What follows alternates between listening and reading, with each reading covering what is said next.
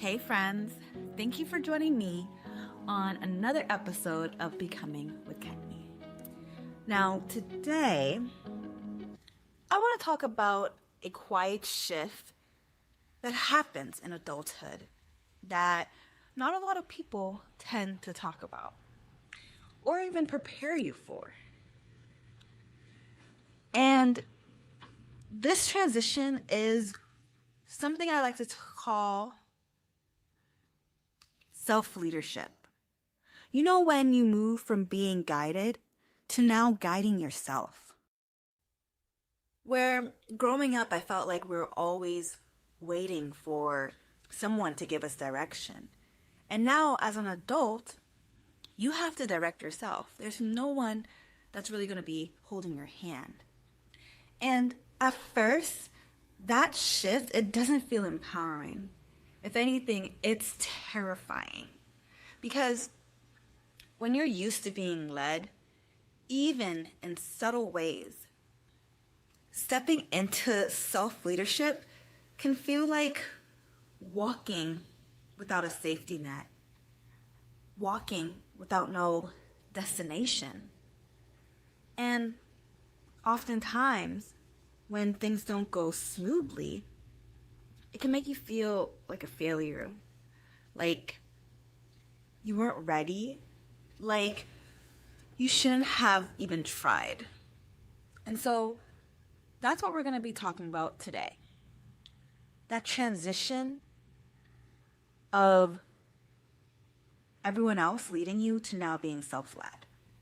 And the tension that sometimes come with that, with leading yourself, growing in self-confidence in something that, unfortunately, you just have to learn along the way. Now, I think that there is a difference between having responsibility and having internal authority. You know, in life, we can hold roles, whether at work, private life. You know, you can make decisions. You can move independently with how you live your life, with what you do at work, how you facilitate your job. But sometimes internally, you might still be looking around for permission, validation that yes, you're doing the right thing, you're handling things the right way. You know, that shift from being led by others to now leading yourself, it's all about overcoming fear. It's about realizing that not every move needs to necessarily be validated anymore. And that's not abandonment from others, it's actually growth in yourself. And that makes this transition hard, especially when you have to step up and you have to, or you even want everything to go perfectly, smoothly, laid out. And you know, something about confidence is, I don't think confidence is proven by perfection. I think it's actually built by staying steady even when things don't go perfect or smoothly. You know, you try, you make a decision. If it doesn't work out, okay, you adjust, you recover. That's okay, but still standing firm and confident in what you decided. I feel like that's leadership. And here's an uncomfortable truth. Your automatic stress response, it doesn't disappear just because you've grown. And, you know, when something, whether it's a decision, a very important decision that you have to make and you feel uncertain about it or uncertain in your own decisiveness, your body may still react like it's life or death, like there's danger. You may overthink everything. You may catastrophize. You may assume one mistakes mean everything is collapsing. Like you're not good enough. Like you don't know how to lead with authority, lead yourself properly. But I think having awareness of that automatic fight or flight feelings can help change everything. So instead of spiraling, when you notice you get into that state, you can just pause and maybe even say to yourself, you know what? I'm reacting from stress. Let me ground myself in reality. And when you ground yourself in that moment that you're actually in,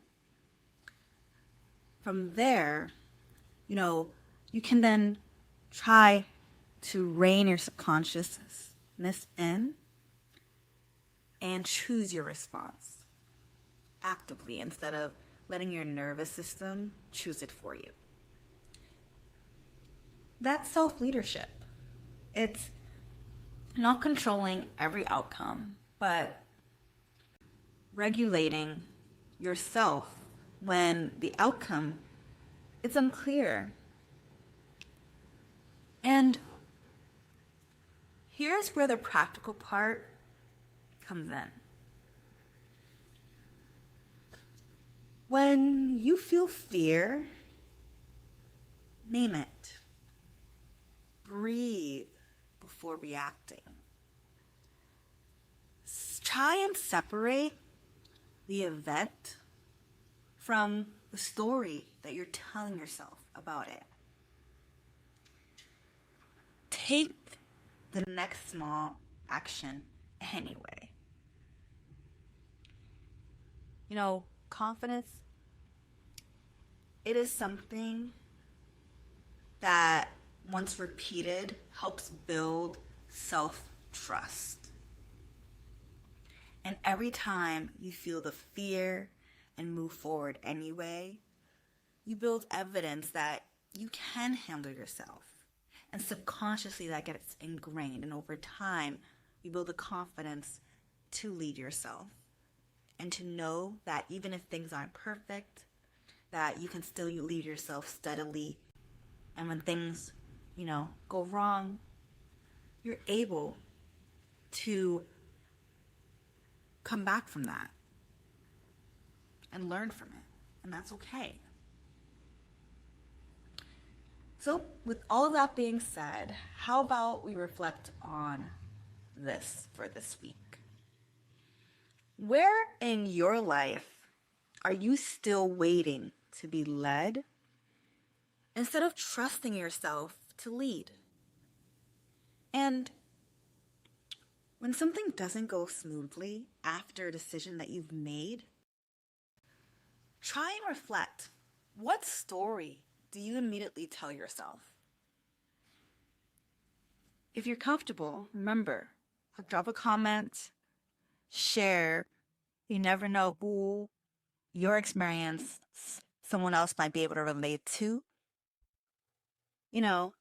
Talk about what does self-leadership look like for you in this season. If this episode resonated, always remember to keep in mind that you're not behind, you're in transition. And transitions feel unstable because you're building something new that you didn't necessarily have to build before. And when it comes to leading yourself, that doesn't mean that you won't feel fear or hesitation or doubt before making a decision, taking an action. But it means that fear doesn't get the final say. If you enjoyed this episode, don't forget to follow, like, and subscribe. And if you felt like this conversation resonated or you want to share it with other people, feel free to forward it along, refer people to my channel. And always remember that we're all just becoming. And as always, thank you so much for being here. And most importantly, for choosing to trust yourself, even while you're still learning how to. Until next time, thank you. Bye.